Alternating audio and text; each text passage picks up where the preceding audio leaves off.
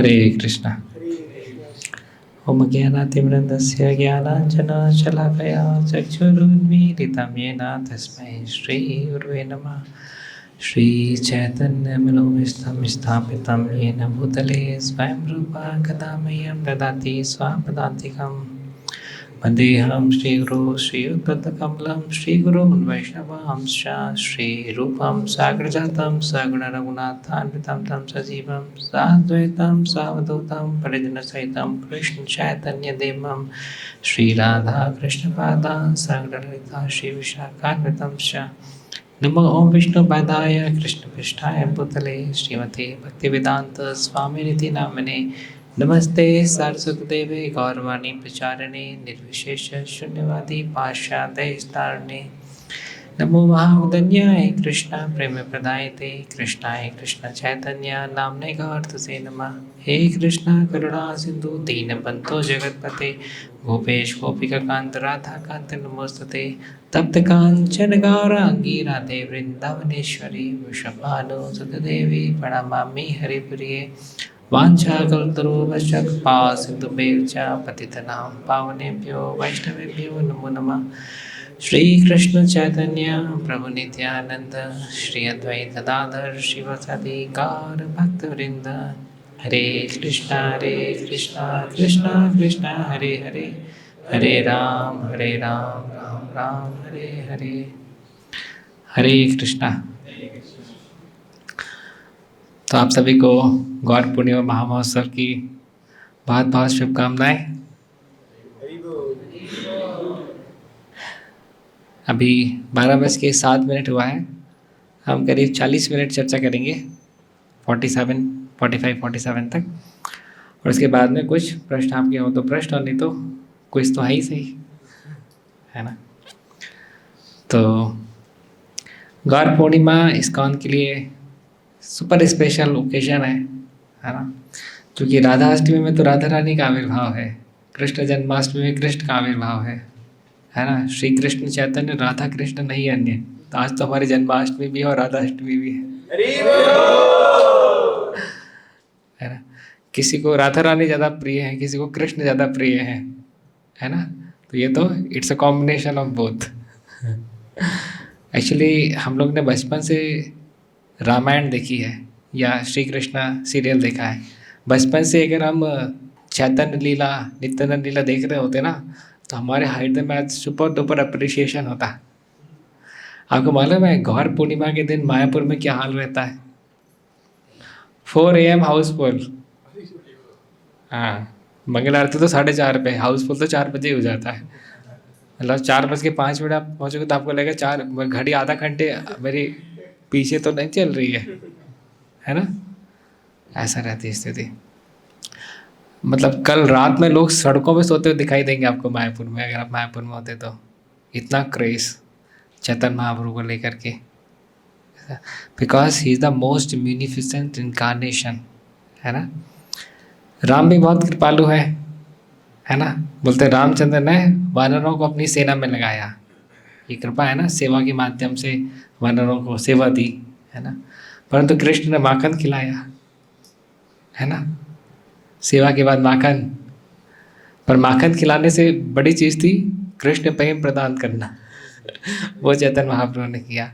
झारखंड के फॉरेस्ट में देखिए चैतन्य महाप्रभु किस प्रकार से जानवरों को थप्पड़ मारते हैं और उनके अंदर प्रेम का संचार हो जाता है ना। एक्चुअली मैं शुरुआत में जब भक्ति में आया था तो कभी कुछ सीनियर से मुझे डांट पड़ती तो मुझे खराब लगता था। तो मुझे शिष्य भक्ति प्रेम स्वामी महाराज ने बताया था कि अगर कोई वरिष्ठ भक्त तुमको डांटते हैं तुम्हारा उससे बहुत कल्याण होता है। गुरु से अगर डांट पड़ जाए, ऐसा नहीं कि हमको काम ऐसा करना चाहिए कि डांट पड़े, परंतु अगर डांट पड़ जाए तो इससे कभी भी हमको बुरा नहीं मानना चाहिए, है ना। बुरा मानना मतलब बहुत ही कनिष्ठ का लक्षण है ऐसा। और गुरु अगर डांटते भी हैं तो हमारे भले के लिए डांटते हैं। और डांटते किनको? जिनको क्लोज समझते हैं उनको डांटते हैं।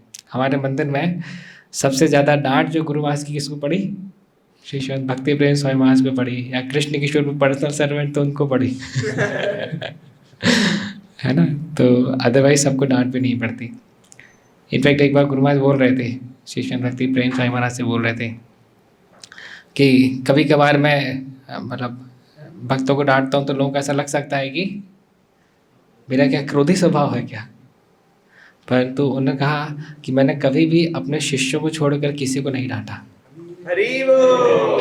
शिष्यों को इसलिए डांटना पड़ता है क्योंकि अगर मैं नहीं डांटूंगा तो सुधरेंगे कैसे, है ना। पर सपोज किसी का क्रोधी स्वभाव है तो वो इस प्रकार का फिल्टर नहीं लगा पाएगा, है ना, दैट इज़ इम्पॉसिबल। तो इसीलिए जो गुरुजन डांटते हैं या चस्टाइज करते हैं हमारे स्वयं के भले के लिए।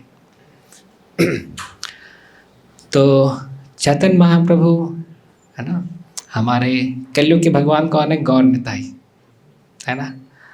तो एक आर्टिकल में आया था बैक टू कॉटन मैगजीन, उसमें लिखा था कलयुग के भगवान गौर निताई, क्योंकि हरिनाम संकीर्तन के माध्यम से जो विश्वामित्र मुनि को 60,000 साल तपस्या प्राप्त करने के बाद, शौबरी मुनि को पानी में जाकर के 60,000 साल तपस्या करने के बाद जो प्राप्त नहीं हुआ, वो हमको हरिनाम संकीर्तन के माध्यम से प्राप्त हो सकता है। So the process is very क्या बोलते हैं, convenient, but also it has some rules and regulations, है ना। साधना भक्ति में अपने आप में कुछ रूल्स एंड रेगुलेशंस तो हैं ही सही। अब समस्या क्या है कि सपोज कीजिए हमारी उधारी है 10 लाख करोड़ की, हमारे ऊपर उधारी चढ़ी है 10 लाख करोड़ की, है ना। तो अगर सैलरी हमारे 1 करोड़ प्रतिदिन भी हो तो भी टाइम तो लगेगा ना। एक दिन में अगर आप 10 करोड़ भी कमा रहे हो तब भी टाइम लगेगा, उधारी इतनी सारी है।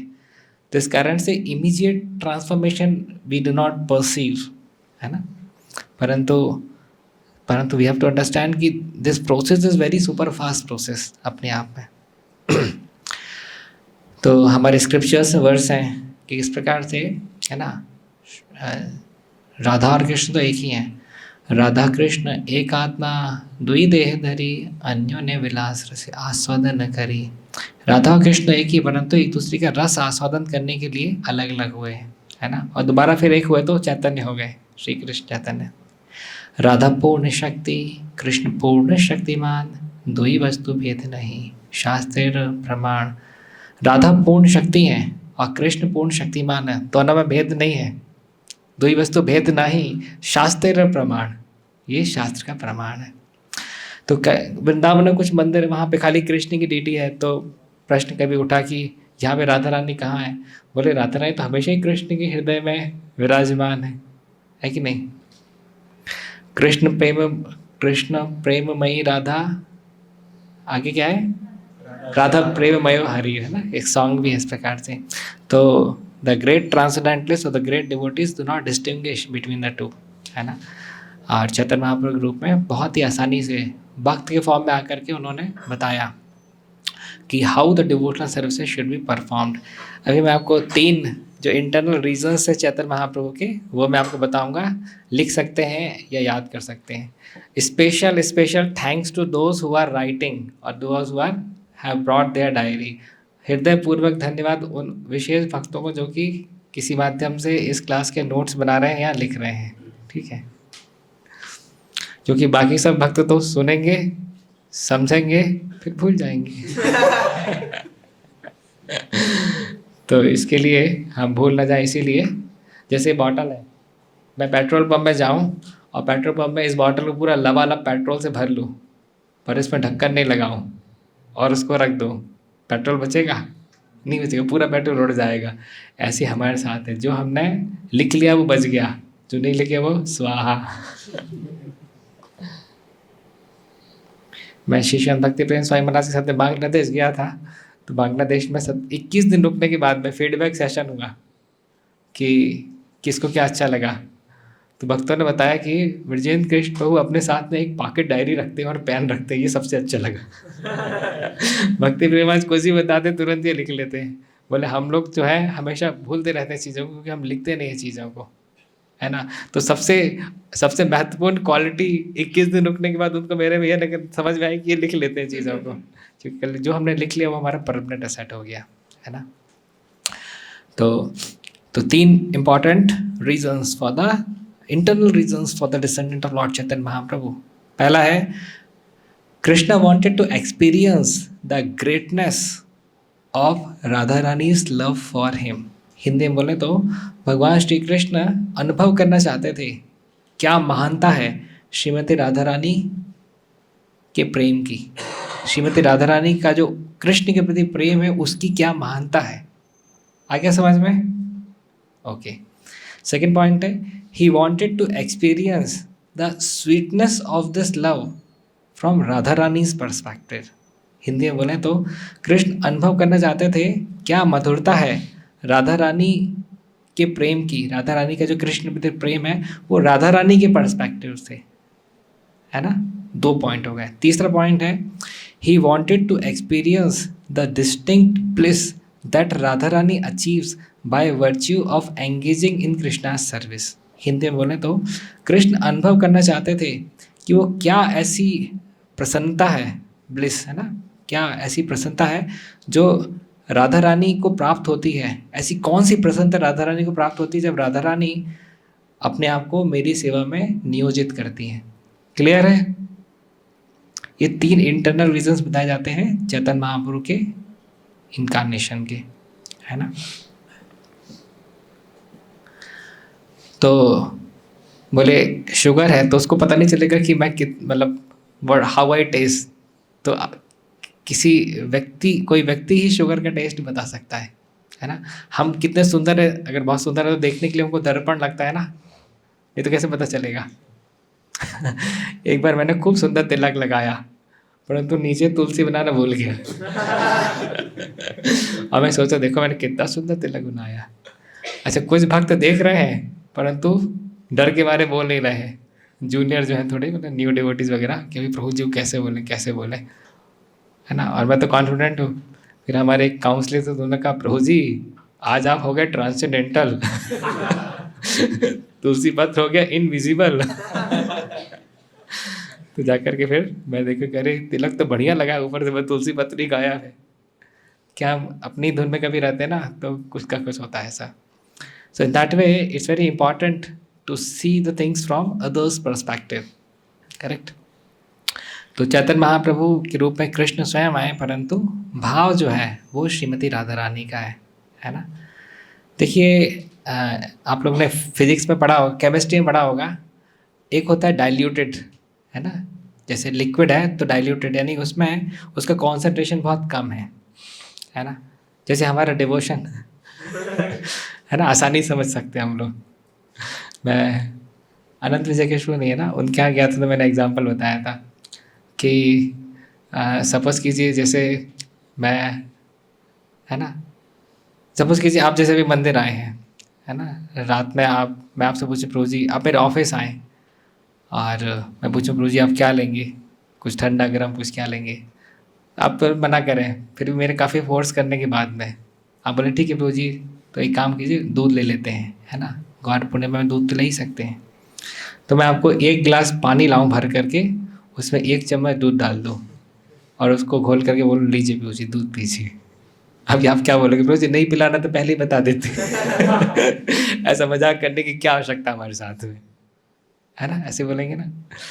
तो इसी प्रकार से हमारा कंसंट्रेशन जो जब के समय में रहता है वो ऐसे ही रहता है। 1 गिलास पानी में 1 चम्मच दूध के समान रहता है और हमको सोचते हैं कि हमें भक्ति का रस आस्वादन क्यों नहीं हो रहा। 1 गिलास पानी में कोई 1 चम्मच दूध डाल के पिए और फिर देखिए कि मेरी मसल्स बन रही है नहीं बन रही है, अरे तो उसमें दूध है ही कहाँ। तो इस प्रकार से जो कॉन्सेंट्रेशन, मिनिमम कॉन्सेंट्रेशन लेवल चाहिए रहता है जब के समय में, वही हमारा नहीं रहता है कि नहीं। हमने तो लोगों को मूवीज देखते हुए भी चैंटिंग का फिनिश करते देखा है। मूवी भी चल रही है और जबा भी चल रहा है, अब क्या करें, बंद गए हैं ना गुरु की रस्सी से। 16 माला की जब छोड़ेंगे तो फिर एक ग्लानि की फीलिंग आएगी, और 16 माला की जब कर लेंगे तो हेल्दी फीलिंग, पर टेस्ट क्या हमारा पूरा कम हो चुका है क्योंकि हमने बहुत वैष्णव अपराध किए हैं, हमने बिल्कुल ही अपना संबंध ज्ञान पूरा खराब है, इस वजह से टेस्ट है नहीं हमारे पास में। आपको मालूम है हमारे टेस्ट बड्स कब चले जाते हैं, अगर हमारे शरीर में जिंक और विटामिन B12 की अच्छी खासी कमी हो, है ना। तो वो सेल्स हैं जगत जीवन को आप शायद पढ़े होंगे, यहाँ हो सकता है जिंक और B12 की अगर अच्छी खासी कमी हो जाती है ना, हमारे टेस्ट बड्स जो हैं वो बहुत कम हो जाते हैं, टेस्ट ही नहीं आता हमको, साइंस सेज दैट। तो इसी प्रकार से अगर हमारे जीवन में स्पिरिचुअल न्यूट्रिएंट्स कम हो जाते हैं, है ना। हमारी रीडिंग कमज़ोर है, हमारी हियरिंग कमज़ोर है, हमारी वैष्णव सेवा कमज़ोर है, अर्च विग्रह सेवा कमज़ोर है। तो इस प्रकार से हरि गुरु वैष्णव से, स्पिरिचुअल मास्टर से हमारा संबंध कमज़ोर है। तो ऐसी स्थिति में हमारे स्पिरिचुअल टेस्ट बड्स कमज़ोर हो जाते हैं। तो उससे क्या होता है, फिर टेस्ट नहीं लगता। अब फिर टेस्ट नहीं लगता तो क्या करना पड़ता है, कोई आपको बिना नमक की खिचड़ी दे और खाना है तो क्या करोगे, नमक नहीं, चटनी पापड़ अचार ढूंढोगे, है ना, उसके साथ मिला करके खा लेंगे फिर। तो इसी प्रकार से हमारा व्हाट्सअप, इंस्टा की रील्स, फेसबुक, ये सब चटनी आप अचार पापड़ के समान है। इसके साथ आप चैंटिंग कीजिए, बढ़िया चैंटिंग होगी। बढ़िया मतलब आपको माइंड में लोड नहीं लेना पड़ेगा, यहाँ से निकल के कहाँ गायब हो जाएगा साउंड पता ही नहीं चलेगा। तो इसलिए ये होती है डाइल्यूटेड कॉन्शियसनेस, है ना। डाइल्यूटेड कॉन्शियसनेस के ऊपर क्या होती है, डाइल्यूटेड के ऊपर क्या आता है, कॉन्सनट्रेटेड, है ना, जिसमें अच्छा खासा कॉन्सनट्रेशन हो। जैसे आपने भैंस का दूध देखा होगा, है ना, काफ़ी गाढ़ा रहता है भैंस का दूध, तो उसमें दूध का कॉन्सनट्रेशन काफ़ी ज़्यादा रहता है। उससे आप खोबा कुछ बनाओगे, अच्छा खासा खोबा बनेगा, है ना, क्योंकि इसमें मिल्क कंटेंट ज़्यादा है, कॉन्सनट्रेटेड है। इसके बाद में, उसके बाद में आता है थर्ड नंबर पे सैचुरेटेड। सैचुरेटेड वाटर मतलब बोलते हैं कि जैसे किसी पानी में अगर आप शक्कर मिलाते जा रहे हो, मिलाते जा रहे हो, अब एक पॉइंट आएगा कि अब और शक्कर मिलाओगे तो उसमें शक्कर मिलेगी नहीं। इसको क्या बोलते हैं, सैचुरेटेड, क्योंकि अब वो सैचुरेट हो चुका है, अब इसमें और शक्कर नहीं मिल सकती, है ना। तो डिवोशन में भी डाइल्यूटेड डिवोशन जो अपना है ना। फिर उसके बाद कॉन्सेंट्रेटेड डिवोशन, है ना, जो कि अलग अलग वरिष्ठ भक्तों का हम देखते हैं, है ना।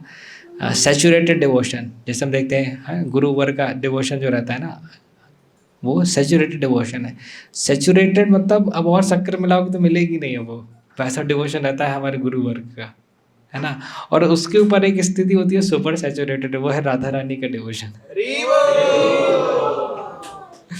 मतलब कई बार ऐसा होता है कि मतलब उसको अभी आप लिक्विड को आप खूब गर्म करोगे, गर्म पानी करके उसको उसमें फिर शक्कर मिलाओगे तो मिल जाएगी, है ना। उसको आप एक एबनॉर्मल टेम्परेचर पे ले जाओगे, है ना, नॉर्मल टेम्परेचर पे तो नहीं मिलेगी, एबनॉर्मल, उसके बाद आप मिलाओगे शक्कर तो आप मिल जाएगी, उसको बोलते सुपर सैचुरेटेड। वो है श्रीमती राधा रानी का डिवोशन, है ना। महाभाव स्वरूपनी राधा ठाकुरानी, जो महाभाव जिनके पास में है, तो वो है श्रीमती राधा रानी। देखिए, एक था गांधारी का ग्लांस, क्योंकि गांधारी एक चेस्ट लेडी थी। वुमेन के लिए चेस्टिटी एक बहुत ही इंपॉर्टेंट क्वालिटी बताई गई है ना। अगर स्त्री अगर चेस्ट है तो वो बहुत सारी क्वालिटीज़ और बहुत पावर जो है वो होल्ड करती है। इस प्रकार से एक सती स्त्री थी गांधारी, जिन्होंने धृतराष्ट्र के अंधे होने की वजह से खुद भी पट्टी बांध करके अपना जीवन यापन किया। तो जब उनको समझ में आ गया कि दुर्योधन जो है उसकी मृत्यु हो सकती है, क्यों, क्योंकि अब दुर्योधन के कर्म ही ऐसे हैं, है ना। भीम जो है वो प्रतिज्ञा लिए बैठे हैं कि दुर्योधन की जांग फोड़ देंगे। इसके लिए गांधारी ने कहा कि ठीक है, दुर्योधन को बुलाया, एक दिन रात में बुलाया, दुर्योधन आया, प्रणाम किया, तो बोला कि तुम जो है तुम सरोवर से स्नान करके आओ और फाइनली तुम कुछ कपड़े वगैरह मत पहना, निर्वस्त्र आना। दुर्योधन को समझ में नहीं आया ऐसा कैसे, तो फिर बोला कि नहीं, जितना तुमको बोला है तुम उतना कार्य करो। तो वैसी स्थिति में दुर्योधन गया, सरोवर में स्नान करके नग्न अवस्था में ही लौट रहा था, तो वहीं पे कृष्ण मिल गए। बोले पापी तो तुम पहले से थे ही, इतने निर्लज निकलोगे, नंगे घूम रहे हो। तुरंत उसने अपने आप को, अपने प्राइवेट पार्ट्स को छुपाया दुर्योधन ने। उसके बाद बोला कि नहीं, माताश्री की आज्ञा है। बोले माताश्री की आज्ञा है तो इतना कॉमन सेंस तो होना चाहिए ना, है कि नहीं। It is the basic common sense, इतना कॉमन सेंस तो होना चाहिए तुम्हारे पास में। तो इस प्रकार से कृष्ण ने 1 2 का 4 कर दिया। करेक्ट। एक्चुअली एक कंसेप्ट लिख लीजिए, no one can cheat Krishna, है ना। ये अपने एकदम परमानेंट स्याही से लिखिएगा, मिटे ना पाए, no one can cheat Krishna. भावे पास्ट में बहुत लोगों ने कृष्ण को चीट करने का बहुत प्रयास किया। दानव रहते थे, ब्रह्मा से बोलते थे हम ऐसा खतरनाक वरदान ब्रह्मा से मांगेंगे कि उसका कोई काट ही नहीं होगा। तो नमूची थे, तो नमूची ने कहा व्यक्ति या तो फिर सूखे चीज़ से मरता है, गीली चीज़ से मरता है। नमूची ने क्या वरदान मांगा ब्रह्मा से, ना मैं किसी सूखी चीज़ से मरूँ ना गीली से मरूँ। तो वहाँ पे इंद्र का वज्र फेंका, कुछ कैसे कैसे अस्त्र फेंके, वो नमूची मरता ही नहीं था क्योंकि सब सूखी कैटेगरी में आते थे, है ना। वरुण ने पानी डाला, पानी से मारने का प्रयास किया, वो मरे ही ना क्योंकि वो गीली कैटेगरी में था। परेशान हो गए देवता गण। फिर इंद्र दिमाग लगा करें तो क्या करें, तो बोला एक फोम का एक अस्त्र बनाते हैं, ना सूखी कैटेगरी में आ गए ना गीली कैटेगरी में। फिर फोम के अस्त्र से नमूची का वध किया। तो इस प्रकार से दानव लोग बहुत दिमाग लगाते थे।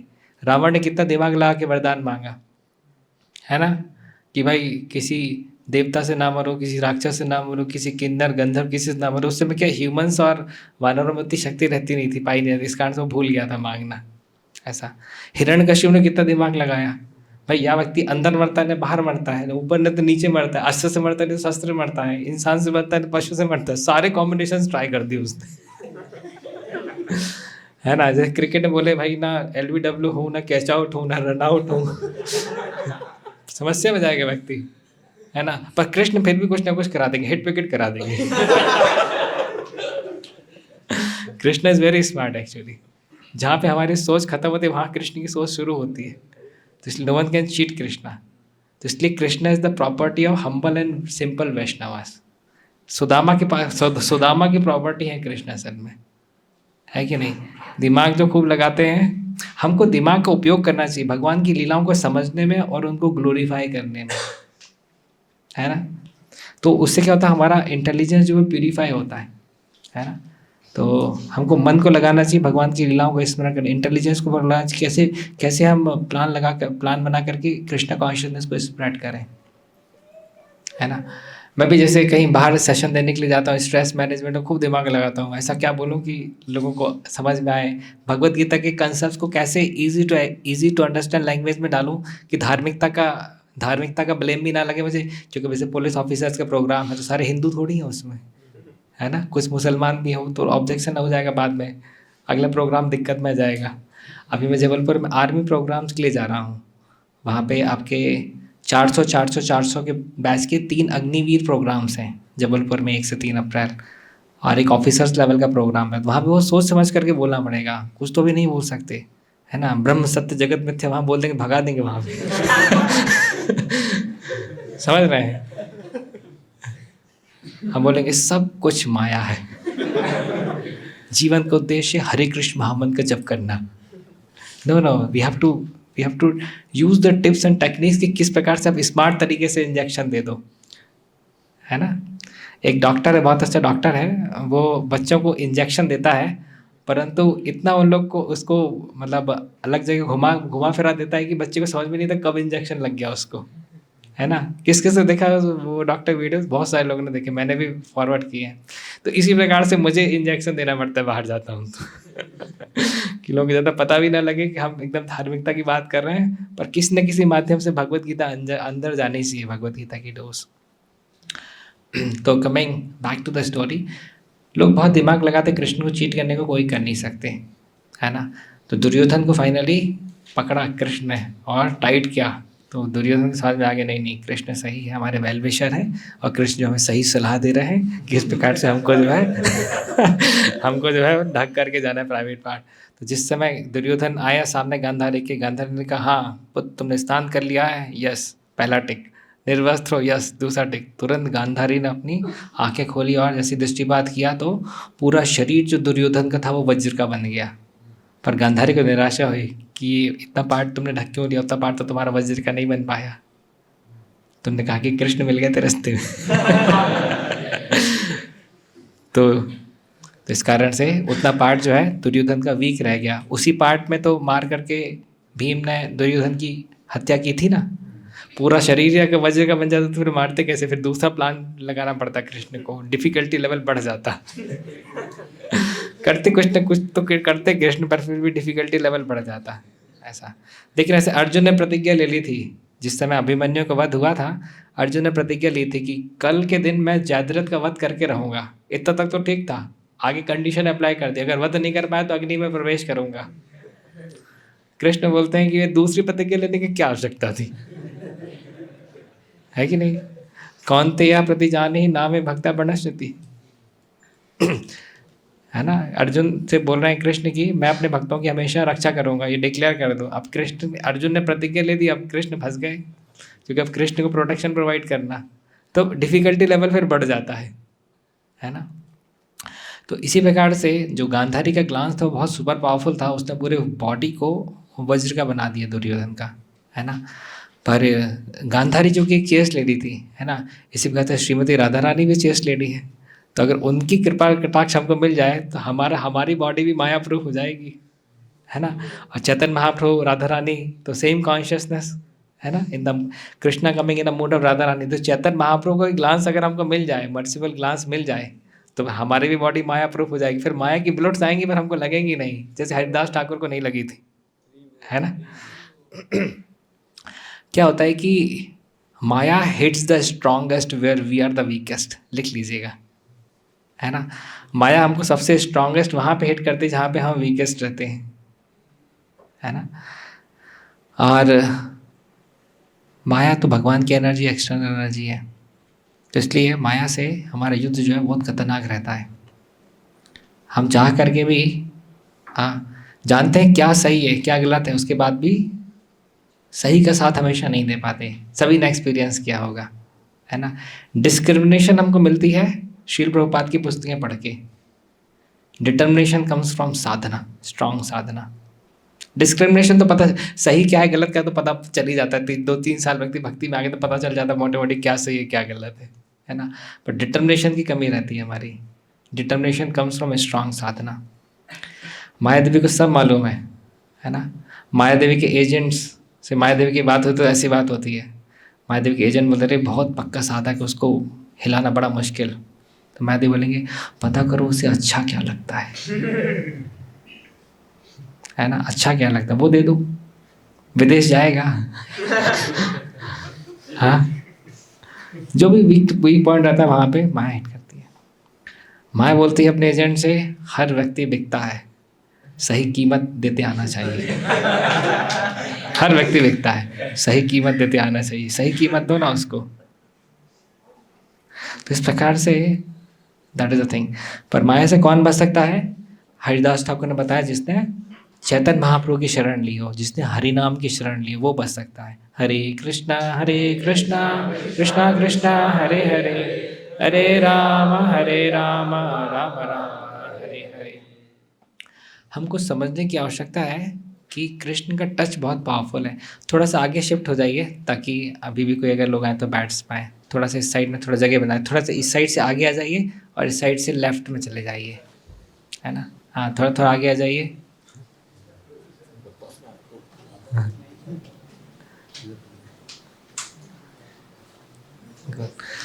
तो हमको समझना चाहिए कि कृष्ण का टच तो है ना, वो बहुत ही मैजिकल टच है। अब देखिए कृष्ण जैसे अहिल्या जो पत्थर की बन चुकी थी, उनको टच किया भगवान राम ने। भगवान रामचंद्र के पाँव के टच से क्या हुआ, अहिल्या जो है वो वापस से अपने ओरिजिनल, है ना, आइडेंटिटी में आ गई, है ना। अब आप देखिए कृष्ण का टच, कुब्जा को टच किया कृष्ण ने, तो कुबड़ी स्त्री थी कुब्जा, पर कैसे, है ना, स्ट्रेट भी हुई और फिर सुंदर भी हुई। Power of Krishna touch. जैसे आप देखेंगे किस प्रकार से कृष्ण ने बस अपने विष्णु ने ध्रुव महाराज को टच किया, कौशल से टच किया, तो ध्रुव महाराज प्रेयर्स कहना शुरू कर दिए, है ना, प्रेयर्स बताना शुरू कर दिए। Power of Krishna touch. अब आप देखिए कृष्ण के टच में रस्सी और उखल आई, दामोदर लीला में रस्सी और उखल आई, तो रस्सी इतनी शक्तिशाली हो गई कि दो पेड़ के बीच से जब कृष्ण निकले तो रस्सी नहीं टूटी, पेड़ टूट गए, है ना। रस्सी में थोड़ी इतनी शक्ति होगी, रस्सी से आप खींच करके देखिए, जेसीबी से रस्सी लगाइएगा और खींचेगा, पेड़ नहीं टूटेगा, जेसीबी नहीं टूटेगी, रस्सी टूटेगी, है ना। रस्सी टूटेगी आपकी। पर वो रस्सी जो कि कृष्ण के टच में आ गई थी, इतनी शक्तिशाली हो गई कि रस्सी नहीं टूटी, पेड़ टूट गया, है ना। This is the power of Krishna's touch. तो क्या हरि नाम तो हम लेते तो सुपर डुपर हाई एक्टिविटी करते, बट टच नहीं हो पाता सर में, कॉन्शियसनेस से टच नहीं हो पाता। हरि नाम इस चक्कर में समस्या है। समस्या हमारी गाड़ी कहाँ अटकी हुई है, हमारे कृष्ण महावन तो लेते हैं, उसको हवा में उड़ा देते हैं। उसको ले करके यहाँ तक ला नहीं पाते असल में। अगर अंदर जा कर के हमारी चेतना को टच कर दिया तो बहुत बहुत जो है वो हमारे अंदर परिवर्तन लाएगा। या ये बोलें कि हमारे अंदर जितने भी सकारात्मक आध्यात्मिक परिवर्तन आते हैं वो वाले मंत्र से आते हैं जो कि हमारी कॉन्शियसनेस को टच करता है, जो हम सुन पाते हैं, है ना।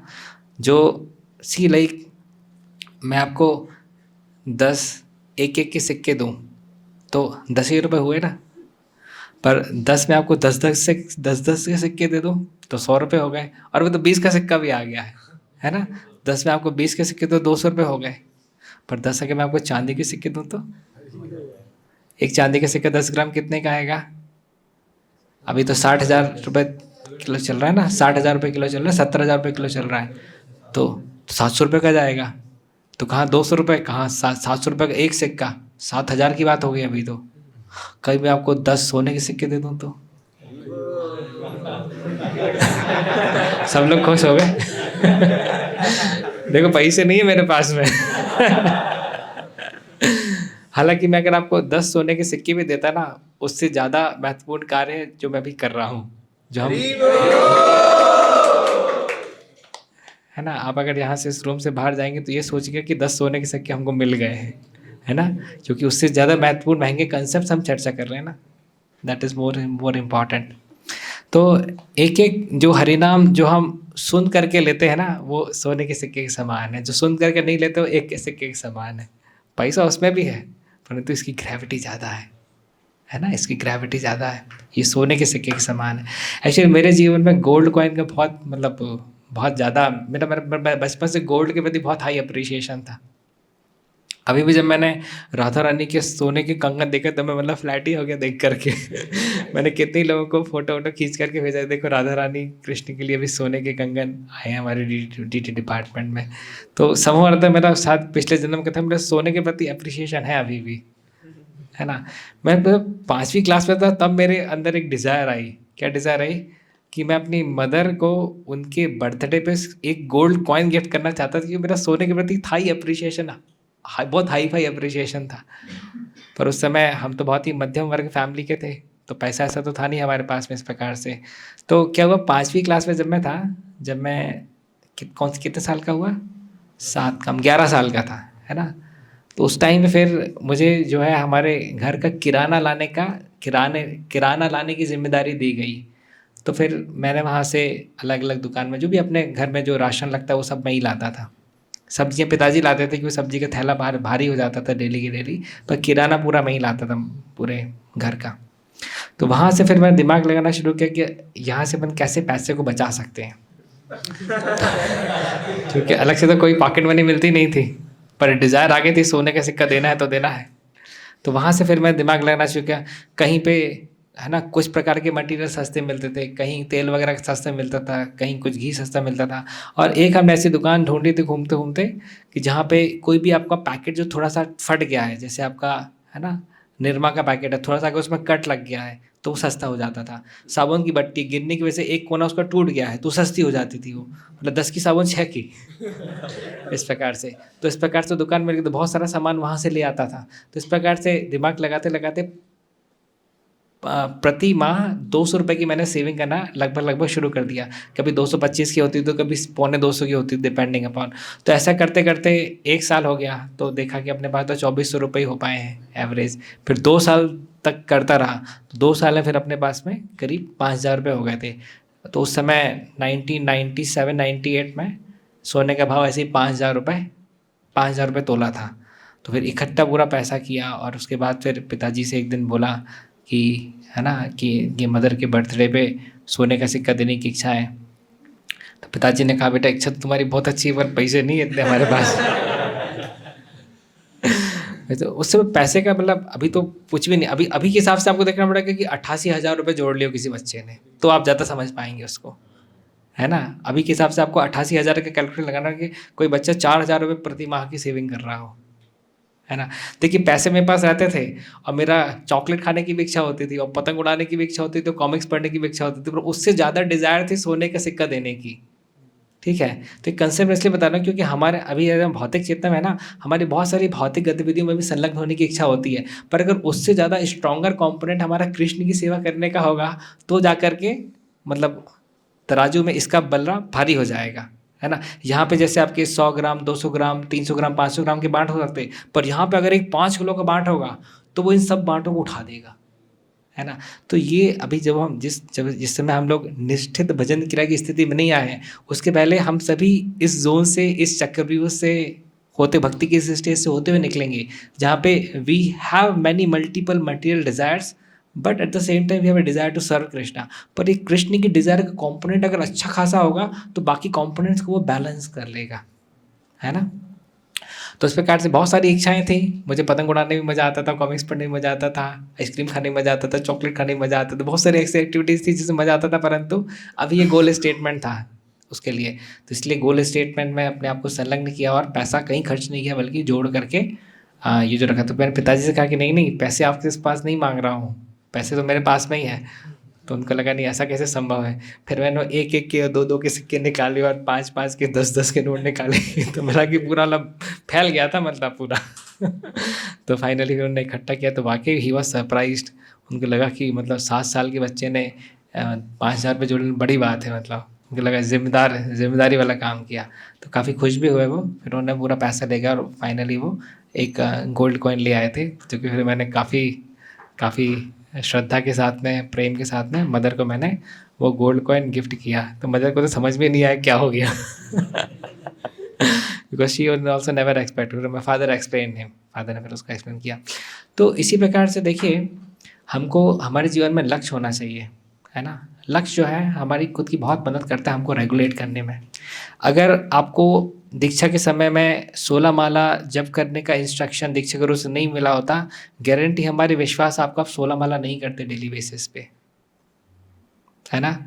पर चूंकि 16 माला का टारगेट मिला है इसलिए ज़्यादातर लोग जो दीक्षित हैं 16 माला के जब कर सोते हैं, है ना। चूंकि दीक्षा गुरु ने दीक्षा के समय में हमको 2 पन्ने प्रभुपाद बुक के भी रोज़ पढ़ने का वचन नहीं लिया, इसलिए हफ्ते हफ्ते 10 10 दिन निकल जाते, हम 2 पन्ने भी नहीं पढ़ते। That is the power of commitment actually, है ना। आपको मालूम है अगर हम 5 पन्ने भी अगर डेली बेसिस पर अगर पढ़ते होते तो 365 दिन में आपने कितने पन्ने पढ़ लिए होते? मोर देन 1500, है ना। भगवत गीता 2 बार पढ़ ली होती आपने 1 साल में, है ना। भागवतम भी आपकी कुछ एक साल में कंप्लीट हो ही जाती। अगर आप 40 पन्ने रोज़ पढ़ते हैं तो 1 साल में आपकी भागवतम कंप्लीट हो जाएगी। अगर 5 पन्ने एक बार में पढ़ते हैं, एक दिन में पढ़ते हैं, तो भी 8 साल में आपकी भागवतम कंप्लीट हो जाएगी। सोचिए, है ना। हम में से ज़्यादा कम ही लोग होंगे ना जिनकी भागवतम कंप्लीट हो चुकी होगी, क्योंकि हम 5 पन्ने भी डेली बेसिस पे नहीं पढ़ते। 5 पन्ने पढ़ने में आपके इंस्टाग्राम या फेसबुक यूसेज से बहुत कम समय लगेगा करेक्ट। बट हम इंटरटेनमेंट या इंजॉइंग मूड में रहते इस कारण से नहीं पढ़ पाते। So that's why process must be followed and price must be paid. तो देखिए, राधानाथ स्वामी महाराज बताते हैं कि इस कलयुग में चैतन्य महाप्रभु बहुत बहुत बहुत बहुत कृपालु है, परंतु उसके बाद भी कुछ एक बेसिक स्टैंडर्ड तो फॉलो करना पड़ेगा ना, है ना। जैसे सपोज कीजिए कोई 10,000 करोड़ की चीज़ है ना, वो अगर आपको 1 करोड़ मिल रही है तो 10,000 गुना जो उसकी कीमत कम हुई वो बहुत बड़ा डिस्काउंट माना जाएगा ना। अब आप बोलते हैं हमें फ्री ही में दे दो ऐसा थोड़ी होता है ऐसा थोड़ी होता है। आपको समझना पड़ेगा कि वो 10,000 करोड़ की चीज़ जो आपको 1 करोड़ में मिली है, तो you should be highly grateful for it, you should be highly grateful for it. But अब हम खोटी कॉन्शियसनेस की वजह से हम उतना भी एफर्ट नहीं लगा पाते। क्या होता है ना कि हमें चाहिए तो इतना सारा, पर काम हम इतना सा भी नहीं करते। बोले क्या काय की प्रिपरेशन करो, किसी बोलते बोले यूपीएससी की तैयारी कर रहे हो, क्या बनना चाहते हो, बोले आईएएस ऑफिसर। पढ़ते कि तो 15 मिनट है ना। गलत बात है ना ये तो। इसीलिए, है ना, if you are really looking, अब देखिए ना किसी भी फील्ड में कोई एक डिस्ट्रिक्ट प्लेयर स्टेट प्लेयर बनता है, स्टेट प्लेयर नेशनल से इंटरनेशनल जाता है, कितना एफर्ट्स वो लोग लगाते हैं, कितने एफर्ट्स लगाते हैं। तो हमारी efforts giving is directly proportional to advancement in Krishna consciousness. Krishna बोलते हैं कि मैं किसी के लिए मतलब आई डू नॉट डिस्क्रिमिनेट, है ना, but at the same time ये यथा माम प्रपद्यन्ते ताम तथा भजाम्यहम् हम। As one surrenders to me, I reciprocate him accordingly. As one puts the struggle, I have to reciprocate to that struggle, है ना। तो इसलिए जितनी हम स्ट्रगल करते हैं उतना हमारा प्यूरिफिकेशन होता है ना। तो हम सब अलग अलग भक्ति के स्तर में हैं और हम देखते हैं हमारे कुछ एक अनर्थ निवृत्ति हुई है और कुछ एक अनर्थ निवृत्ति नहीं भी हुई है। क्यों? क्योंकि कुछ एक अनर्थ हमारे जो छोटे मेटल्स है, आपके एल्यूमिनियम है, जिंक है, जिनका मेल्टिंग पॉइंट ही 600-800 डिग्री सेल्सियस तक रहता है, इस लेवल पे है है ना। तो आपने अगर उतनी हीट दी है तो उतना उतना वो मेल्ट हो जाएगा, है ना। पर आपके जो हैवी जो मेटल्स हैं, है ना, जैसे आपका टाइटेनियम है, वो 1700-1800 डिग्री सेल्सियस पे मेल्ट होता है ना। तो जब तक आप उतनी हीट नहीं दोगे जब तक टाइटेनियम मेल्ट नहीं होगा, है ना। जैसे हमारा एंगर है, बोले 20 साल हो गए भक्ति फिर भी एंग्री है, क्यों? क्योंकि जी उतनी आपने भक्ति नहीं की, उतनी आपने हीट ही नहीं दी भक्ति की कि वो टाइटेनियम रूपी एंगर जो है वो मेल्ट हो जाए, है ना। कोई बोलते हैं प्रो जी लस्ट तो मेल्ट ही नहीं होता, वो टंगस्टन जितना है 3400 डिग्री सेल्सियस उसका मेल्टिंग पॉइंट है। जब तक उस लेवल में फैन नहीं तो कोई मेल्ट नहीं होगा। करेक्ट। तो इस प्रकार से we have to understand the science of Krishna consciousness. एक बार कृष्णा कॉन्शियसनेस का विज्ञान हम सही रूप से समझ लेंगे ना, तो हमारे हाइपोथेटिकल एक्सपेक्टेशंस नहीं होंगी। What is wrong expectation? हमने पढ़ाई नहीं की और अब पेपर देकर के आए हैं गड़बड़ सर पर, अब कृष्ण से एक्सपेक्ट करें कि कृष्ण पास करा दें, तो कृष्ण भी इंश्योर करेंगे बेटा फेल ही हो तुम। ताकि अगली बार कम से कम तुम पढ़ करके जाओ। Having wrong expectations with Krishna. हमारे भक्त बोलते हैं हम भक्ति करें तो उसके बाद भी हमारा एक्सीडेंट हो गया, है ना। ये प्रश्न रहते हैं, तो जी हम भक्ति करें तो उसके बाद भी हमारे साथ ऐसा कैसे हो गया? भैया भगवत गीता में कहाँ भगवान ने इस प्रकार से लिखा है ना, कि तुम चूंकि तुम भक्ति करोगे तो तुम्हारा किसी प्रकार से मटेरियल लॉस नहीं होगा, इट विल बी रिड्यूस्ड। आपको आपको अगर, है ना, आपका अगर सिर फटना होगा तो सिर में एक कट लग करके क्लियर हो जाएगा, it will be reduced. But zero और eradication of all material suffering का कहाँ लिखा है? प्रभुपाद ने कहाँ लेक्चर में बताया है? आप देखिए बड़े बड़े जो भक्त हैं आपके, पांडव जो थे उनके 5 सन जो हैं अश्वत्थामा के द्वारा मार दिए गए थे। घटोत्कच की मृत्यु हुई नहीं हुई? अभिमन्यु का वध हुआ नहीं हुआ? तो in that way we have to be practical and we have to be realistic in our expectations from devotees and Krishna, है ना। तो इससे क्या होगा, हम जब भक्ति की स्वीटनेस को, है ना, एक्सपीरियंस कर पाएंगे। रॉन्ग एक्सपेक्टेशंस विल डाइवर्ट अस। तो काफ़ी हमने कंसेप्ट चर्चा की है। एक कंसेप्ट ऑफ इन्वेस्टमेंट खाली रह गया है, वो मैं आपको बताऊंगा, पर इसके पीछे पहले कोई प्रश्न हो किसी का तो पूछ सकते हैं। कोई प्रश्न, कोई जिज्ञासा किसी की हो तो बता सकते हैं जी। जो आप बता रहे थे वो बहुत सारे चीजें, ये कि हम प्रभुपाद के बारे में जब सुनते हैं, सभी वैष्णवों को देखते हैं, तब सुनते तो बहुत उत्साह आता है अंदर से कि श्री प्रभुपाद के मिशन में ये कर लेंगे, ये करेंगे। हरे कृष्णा। प्रभु जी जब भक्तों का संग करते हैं और कथा सुनते हैं तो उत्साह आता है, उमंग आता है कि यस मुझे पूरा जीवन भगवान के लिए, जो भी मेरी पत्नी है, बच्चे हैं, जॉब है, हर चीज भगवान की सेवा में लगाना है।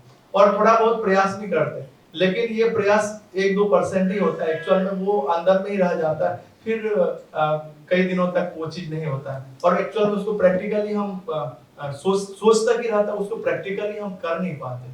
तो अभी किस तरह से स्टेप लेना चाहिए कि हम अपना और बेस्ट दे सके प्रभुपाद के मिशन में, चैतन्य महाप्रभु? 2 चीज़ें हैं। पहली चीज़ तो है कि हम कितने लेवल पे इंस्पायर्ड हैं, है ना। और दूसरा देखना पड़ेगा कि हमारी फिर भी कुछ कुछ कंडीशनिंग्स हैं। जैसे कोई व्यक्ति लंगड़ा ही है तो कितनी तेज़ दौड़ पाएगा, तो कुछ एक हमारी कंडीशनिंग्स इतनी स्ट्रांग रहती हैं कि वो फिर हमको लंगड़े जैसी स्थिति है, तो कि बहुत ज़्यादा फिर हम उसमें वर्कआउट नहीं कर सकते। अब जैसे मेरी जठराग्नि कमज़ोर है ना, अब आप बोलो कि रोज़ मैं 300 ग्राम घी खाने का टारगेट लूँ। तुम कुछ भी कर लो, कितने दौड़ो भागो, है ना, दंड बैठक लगाऊं, एक एक डिफ़ॉल्ट नेचर भी है ना व्यक्ति का, तो उसको हम बहुत ज़्यादा कन्वर्ट नहीं कर सकते।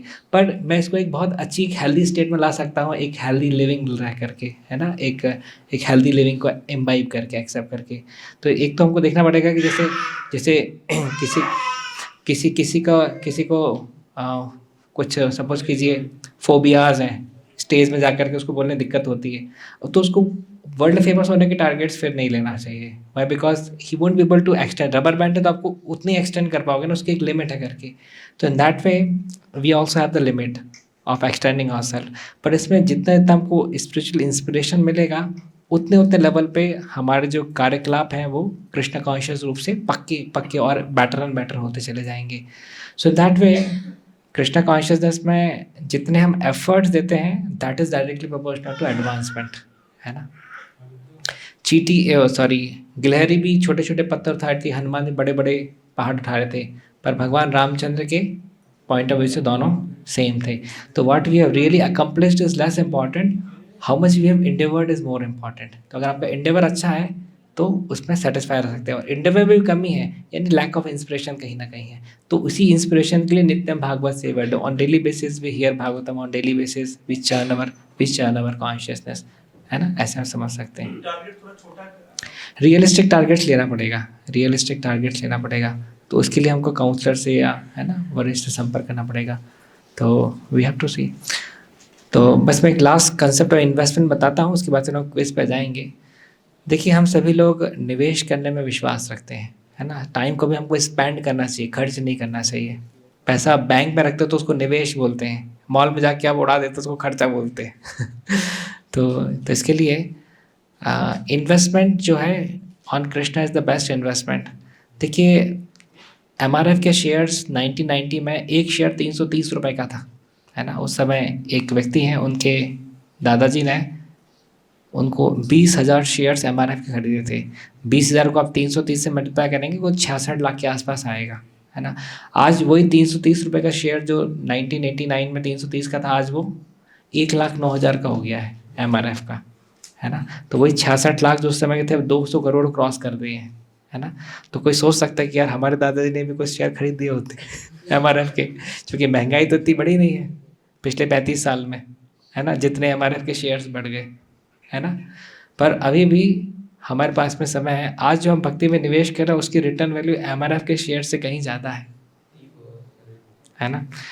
2004-05 में जिस समय इस्कॉन उज्जैन की लैंड ली थी, उस समय मात्र 100 रुपये स्क्वायर फीट लैंड की कीमत थी, आज वही बढ़ करके 7,000 रुपये स्क्वायर फीट हो गई है ना।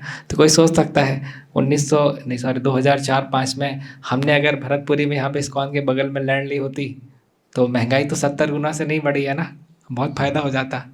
आप लेट नहीं है, आज भी आप जो कृष्णा कॉन्शियसनेस में इन्वेस्ट करेंगे उसके कई गुना आपको रिटर्न बेनिफिट जो है आपको मिलेंगे ही मिलेंगे, है ना। ये चैतन्य महाप्रभु की कृपा है। जुहू की लैंड, इस्कॉन जुहू की लैंड 1970s में मात्र 3 से 5 रुपये स्क्वायर फीट थी, अभी आप गूगल सर्च करके देखिए 1 लाख रुपए स्क्वायर फीट है ना।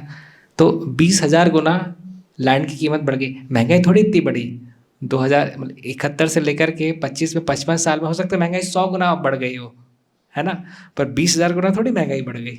तो इस प्रकार से कोई सोच सकता है उस समय हमने जुहू की लैंड में इन्वेस्ट कर दिया होता पैसा तो मतलब आज हम अरबपति होते, है ना। परंतु आप अभी भी लेट नहीं हुए हैं, चैतन्य महाप्रभु के मूवमेंट में हैं। इसमें यहाँ पे अगर हम इन्वेस्ट करते हैं, है ना, वैष्णव सेवा करते हैं, हरिनाम सेवा करते हैं, भागवत सेवा करते हैं, तो इसकी रिटर्न वैल्यू बहुत ज़्यादा है ना। आज मायापुर में इस्कॉन के पास में 700 एकड़ लैंड है ना। एक नॉर्मल कैलकुलेशन के हिसाब से 1 एकड़ में 43.5 थाउजेंड स्क्वायर फीट होता है ना।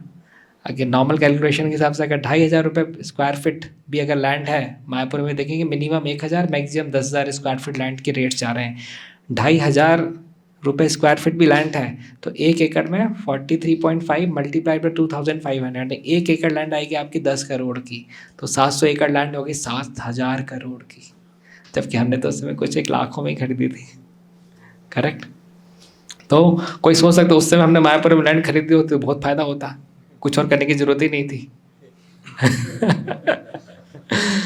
अभी भी आप लेट नहीं है, अभी आप जो कृष्णा कॉन्शियसनेस में इन्वेस्ट करेंगे उसकी रिटर्न वैल्यू बहुत ज़्यादा है, बहुत ज़्यादा है। खासकर चैतन्य महाप्रभु के बर्थडे के दिन जो भी आप डिवोशनल सर्विस करेंगे, एक दिन में ही आप करोड़पति बन जाएंगे। तो कौन कौन करोड़पति बनना चाहता है? मेरे साथ बोलिए, हरे कृष्णा कृष्णा कृष्णा हरे हरे, हरे राम राम राम हरे हरे।